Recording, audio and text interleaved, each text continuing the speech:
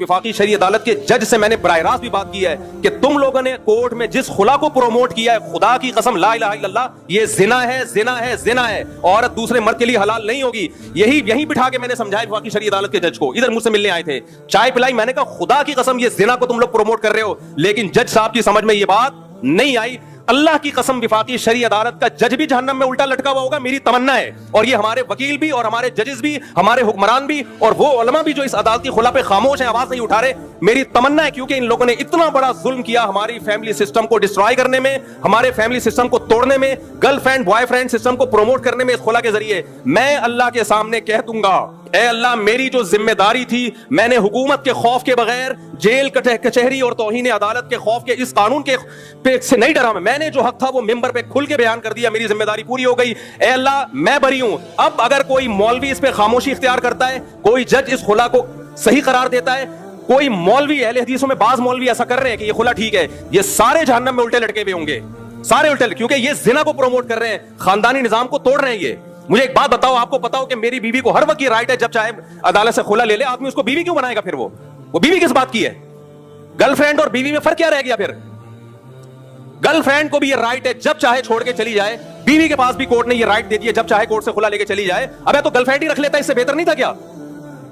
इन हरामखोरों को इतनी बड़ी जमीनी हकीकत समझ में नहीं आ रही है और फिर हमें समझाते हैं हदीस बुखारी की, कुरान की। तो तुम कुरान हदीस हम तुमसे ज्यादा समझते हैं। सबसे पहले इजमाए उम्मत है, सहाबा ने, ताबीईन ने, चारों इमामों ने कुरान हदीस से क्या समझा है। तुम 15वीं सदी के मौलवी हमें बताओगे कुरान हदीस क्या है? बहुत अफसोस होता है, मुझे अहले हदीसों से यह तवक्को नहीं थी। जब मैं अहले हदीसों को देखता हूं इसी अदालती खुला को प्रमोट कर रहे हैं, यार तुम तो सुबह शाम कहते हो कुरान हदीस, कुरान हदीस, तुम्हें क्या हो गया? इससे मैं तकलीद पे और मजबूत होता हूं कि आप इन मज़ाहिब अरबा को फोकस करो ताकि इस गुमराही से बचो आप। वरना हर शाख पे उल्लू बैठा है, अंजाम गुलिस्तां क्या होगा? कुरान हदीस के नाम पे हर शख्स आपको गुमराह करेगा। कोई ऐसा खुला नहीं है ना कुरान में ना हदीस में कि औरत जब चाहे जाए और कोर्ट से खुला की डिग्री लेके दफा हो जाए। वो ऐसा ये नहीं मानता इस्लाम, ये जिना है।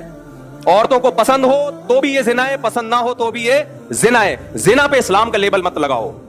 आप गर्लफ्रेंड बन जाओ किसी की, लेकिन औरतें भी पेड़े खाती हैं। नहीं, बीवी बन के हुकूक बीवियों वाले लेने, यानी पावर वो लेनी है जो गर्लफ्रेंड के पास होती है, हुकूक वो लेने जो बीवियों को मिलते हैं। गर्लफ्रेंड को नान नफका मिलता है?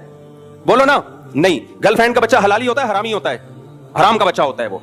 गर्लफ्रेंड का ससुराल से कोई ताल्लुक होता है? विरासत मिलती है? नहीं। लेकिन एक पावर गर्लफ्रेंड के पास होती है, जब चाहे ब्रेकअप कर ले। बीवी को नान नफका मिलता है, गैस बिजली का बिल मिलता है, उसके बच्चों की इलाज मुआवजा, सारी जिंदगी का सहारा मिलता है।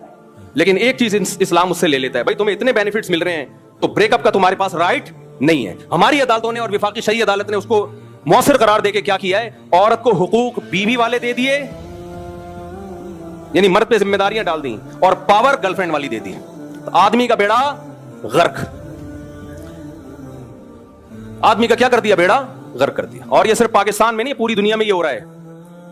और हमें बताया जाता है कि फलाने इस्लामी कंट्री में भी ये कानून है। और भाई साहब, इस जमाने के इस्लामी कंट्रियों के कवानीन को परखा जाएगा कुरान और सुन्नत पे।